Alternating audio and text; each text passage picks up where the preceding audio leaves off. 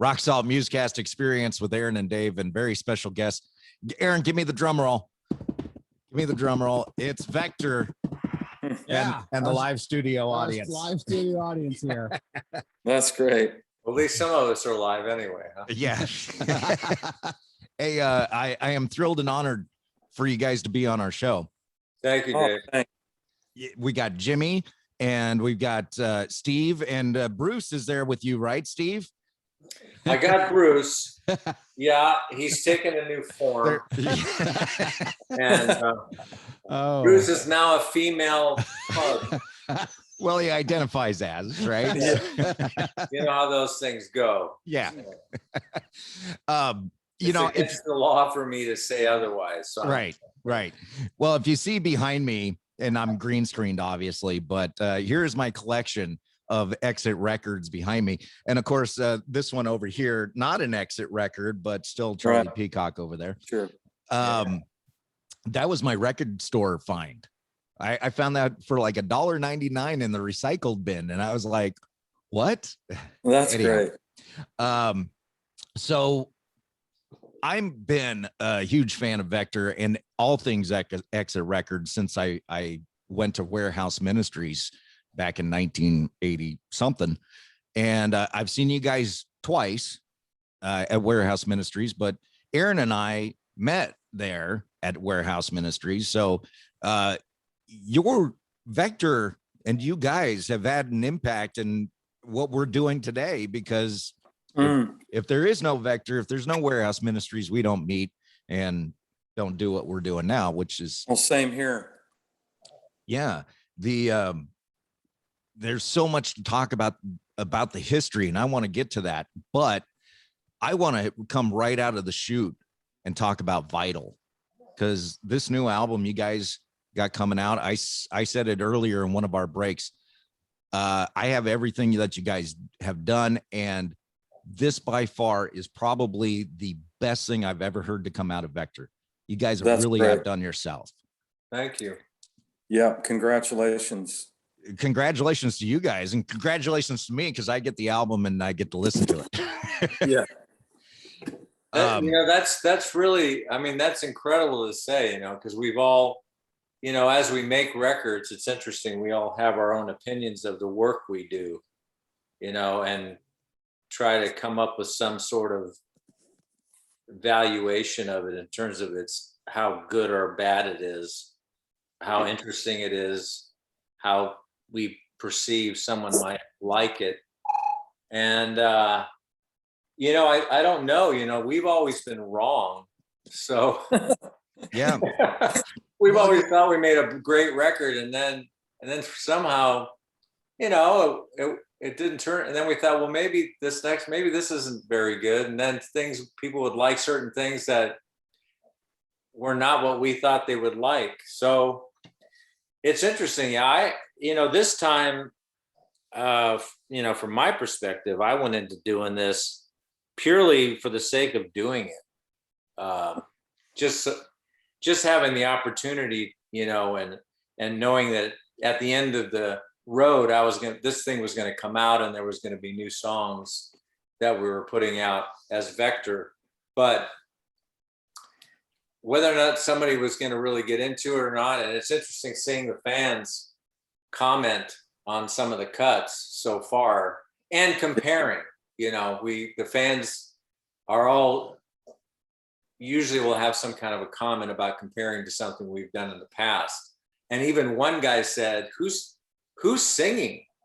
Singing the record? You know, is that still Steve? And he said it sounded like he named a singer from a band I'd never heard of that he thought I sounded like. And Mike Rowe chimed in and said, no, that's Steve singing. So yeah, that was an interest. I've never had somebody not think it was me and all the rest. So that's the first. But my son is 26 years old, and he looks, you know, back at the 80s music like any 26-year-old would. You know, he's like, yeah, okay, that's dad's thing. All right, whatever. I played him Flesh and Bone. And I said, I'm not even going to tell you who this is. I just want you to listen to the song and tell me what you think.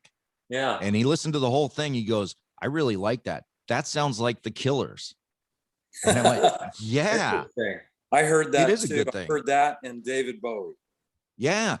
Well, for that and song. since we're comparing, I'm going to this is just a me thing. I know nobody else is probably thinking this at all, but Roger Waters put out an album a long time ago called Radio Chaos, which I was really into because it's LA Jim Ladd radio era stuff.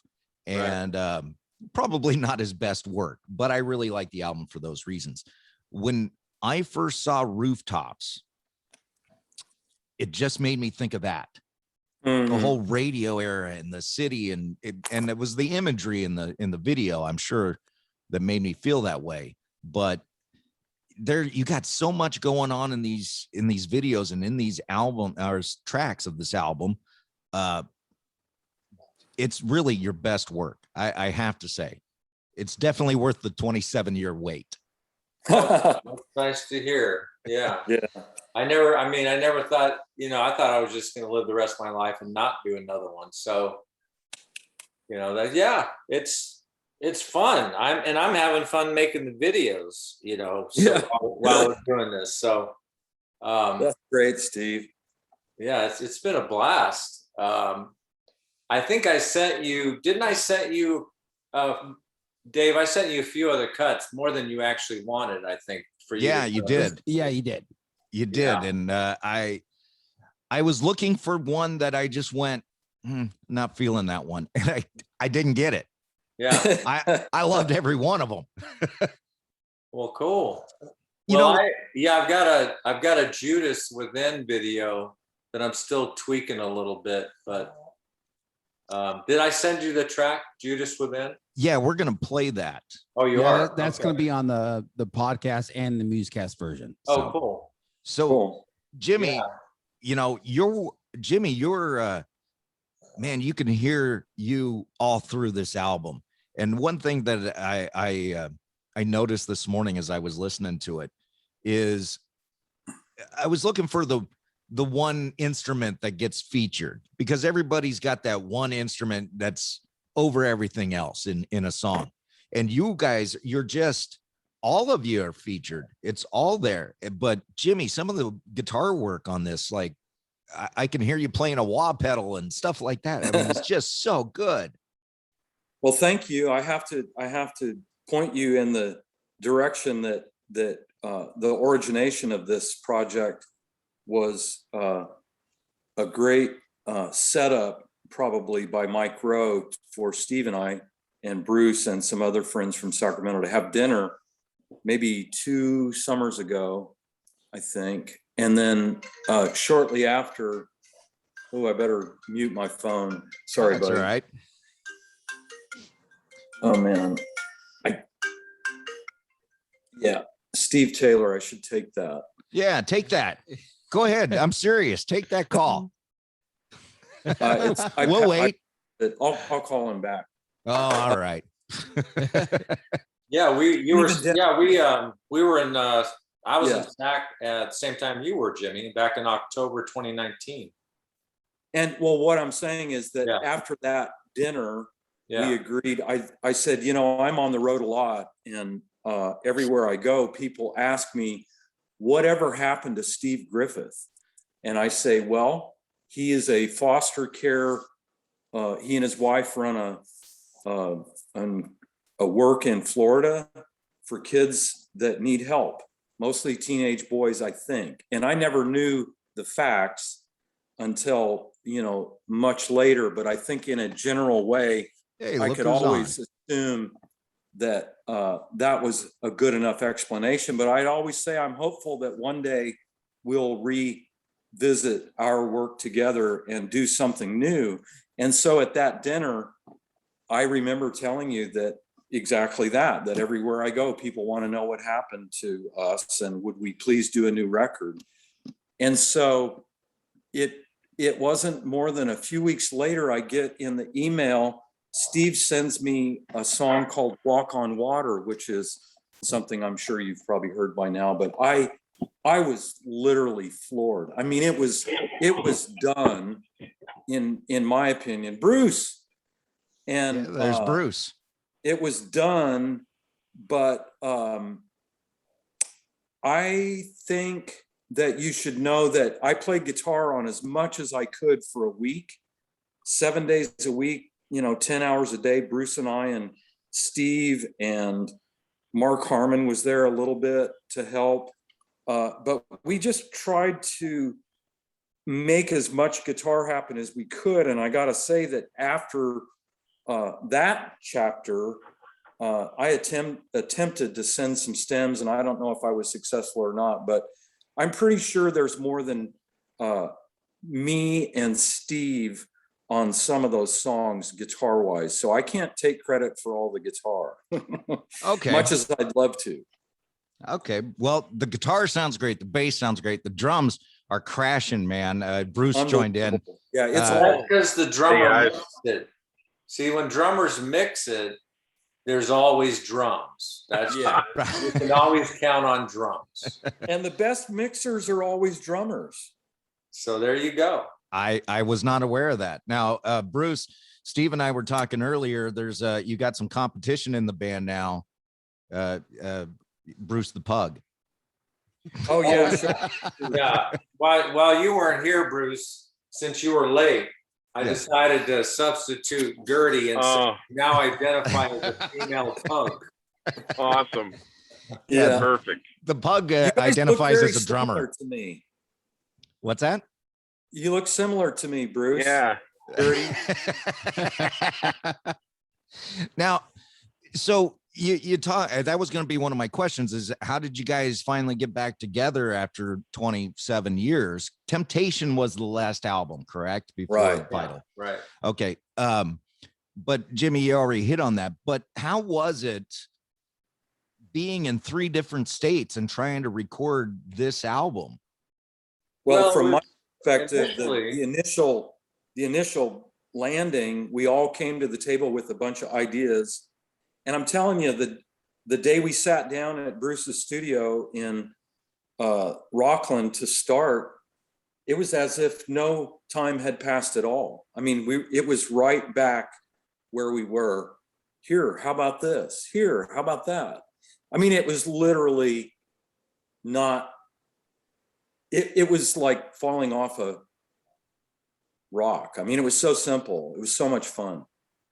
Well, you know what? You can hear that in the tracks that you sent me, that you guys didn't miss a beat at all.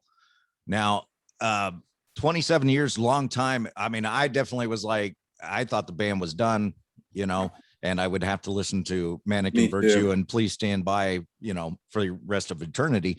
And so I was really happy that Vital is on the shelf there. Hey, Steve, tell them the story. How we did you already talk about working on Pat's thing? How this thing came together? No, that story wasn't told. No. Yeah, Yeah. go ahead. Tell it. So I have a really good friend I've known for 40 plus years, Pat Boylan, who was in, First Strike, guitar player. Right there. Yeah. And Pat called me Oh, in right. 2019 and he wanted me to play bass and help him produce, a few new songs he had. And he had decided at the time that he was going to do it over at Bruce and Mark Harmon's studio over at Mark Harmon's house. So that's why I was down there.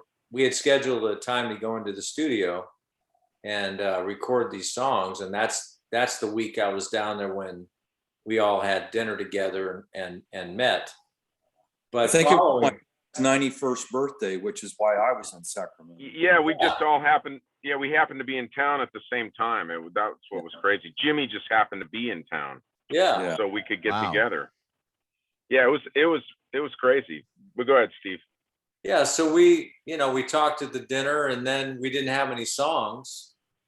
And the first suggestion was Bruce said, well, let's do this song of Pat's. We'll just redo it a little bit. We'll reshape it, but I think it's got a foundation. I said, okay, yeah, that sounds good. So then I went home, thinking that's kind of where we're going to start. That will be our first thing. And I think Bruce reworked it or sat down and thought about it more. And he called me and says, yeah, I don't I'm not feeling as strong about that idea as I was initially. And I said, well, I do have an idea I came up with, which was Walk on Water. And Killer. so I sent a rough of that to him just to show him what I was doing. And he goes, yeah, we don't need to start with Pat things. We'll start with this. This is where we're starting. So yeah, so Pat, unfortunately, he was excited about the possibility of us doing one of his songs, but yeah, it just, and then songs just, people ask me. A friend in the neighborhood was over the other day, and I was playing him some songs, and he said, like, how does this happen? How do you come up with words, or where do that melody come from, and how does this all happen? It's all so foreign to him because that's not what he does. And honestly, the best way to describe it, I think, and I've heard this, I think I've heard other songwriters say this, is that there's always ideas, music, lyrics, whatever, Rhythm imagery that comes up that you're bombarded with. And God just decided with me that I would be able to hear those things and recognize it and have the opportunity to take as it's given and do something with it, because I have no other reasonable explanation, because I don't necessarily, it's not labor, it just happens. There's just It's a labor of love. It is a labor of love, but there's no exertion. It just like it falls into my mind and I go with it. Assemble it. Yeah, you and have then a see great. what happens. And then the thing the thing has a life of its own. Once you've taken it and you start working it, then it starts telling you, in a sense, what to do with it after you've got it, where it should go, and what can, so. Well, maybe it's like Jesus is sitting up there and he's penning out some songs, and hey, Steve, I got some stuff for you. I know it's been a long time, but I got some stuff for you. I got to get it out there, and you are the vessel, man. Yeah, and it was so great I was really excited about it, because I thought it was kind of from a songwriter standpoint, I thought Walk on Water was kind of a different take from a different perspective of a very familiar moment in history and a story, of Jesus walking on water. So, but I came from a different angle, of course. Well, I really like the line in that song. Oh, sorry, Bruce. I'll get right back to you. Okay.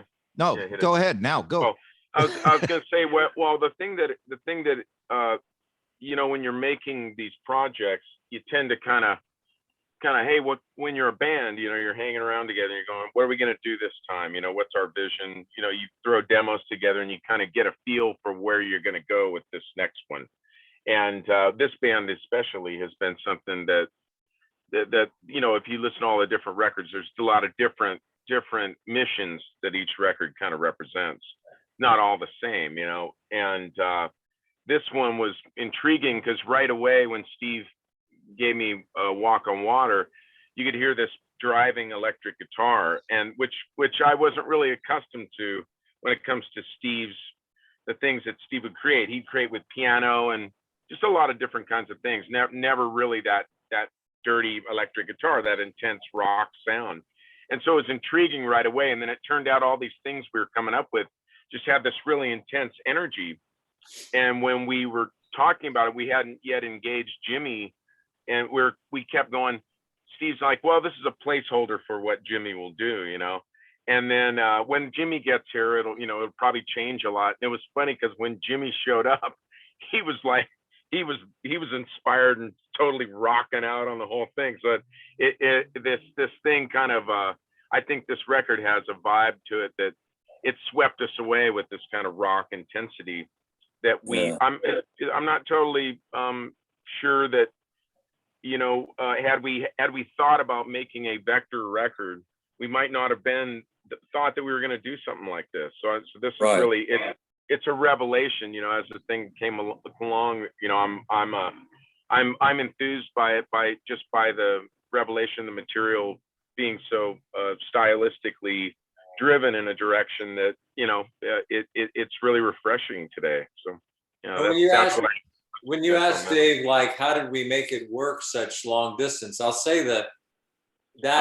as I'm listening to Bruce talk about how this all came to be, and me delivering the song with this crunchy guitar going on, which I never did usually present a song to Vector like that. Yeah. But the thing we used to have that we didn't get to do on this record was flesh out things together Mm-hmm. in a room. Like Jimmy and I always came together because drummers have, Bruce got busy with other things. He's always busy with lots of bands. That's just drummers.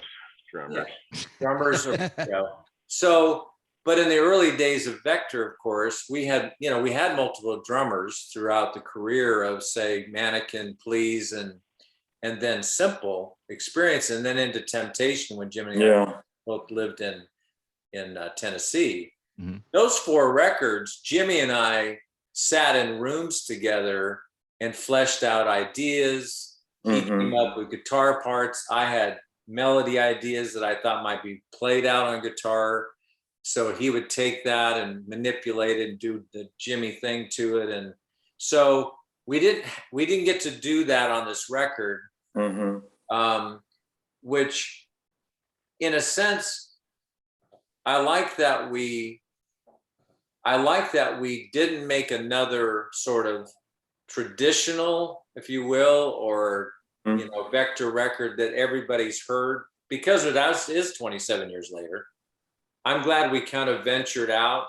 And then when we brought Jimmy to the table, it was a different place for him, a jumping off point for him than us being in the same room at the same time. But it was exciting what that influence, hearing a guitar part already, kind of an idea already down, enabled Jim to play along with it from a different perspective, if you understand what I'm saying, than being the guy that's like, so it made him think a little bit different about how his approach, because there was already a part there. So, well, and it's worth noting that we did the best we could as far as bringing everybody's material together, and we did bring Jimmy. We did start to dig into some of Jimmy's stuff that didn't make it onto the final collection. So we have some stuff in the can. When Jimmy sent us Plowed, he says, I got this little idea, but and I recorded, I did a demo of it, but never really, I never really did anything with it. I was like, man, that's got to be on the record. Yeah. That's definitely a band track too, man. Yeah. Well, we got a bunch of Jimmy tunes I'm looking forward to doing another record, because we'll get to do those songs.